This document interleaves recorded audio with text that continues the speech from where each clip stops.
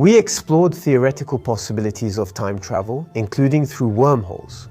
However, they acknowledge that the conditions required to achieve such a journey are far beyond our current technologies and might even be fundamentally impossible due to the constraints of quantum physics. Hawking's experiment has also been used as a starting point for broader discussions about the nature of time, causality, and the limits of human knowledge.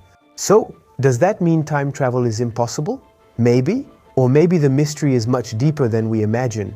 Because in reality, it's not just the possibility of time travel that fascinates us, it's also time itself. Deep down, do we really know what time is? What if our idea of time is completely wrong? And that's where the video takes a deeper and more surprising turn. Because science reveals to us that in reality, time might not actually exist. After all, when we look around us, time seems obvious. We use clocks, watches, and the time on our phones. We use time to set appointments, to synchronize with each other. We feel the passage of time by observing nature, seeing the seasons change, and watching ourselves grow and age. The existence of time may seem so obvious that questioning it might seem absurd. And yet, for this episode, I invite you to set aside what you think you know and sincerely ask yourself this question with me. Does time really exist?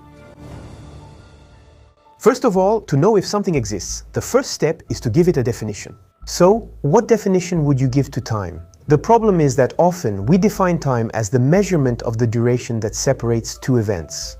But the problem with this definition is that it relies on the concept of duration. And if I ask you to define what a duration is, you will probably use the concept of time. In fact, we're going in circles. We define time in relation to duration and duration in relation to time. It's a bit like saying that time is time, which doesn't really get us anywhere. Let's try another definition.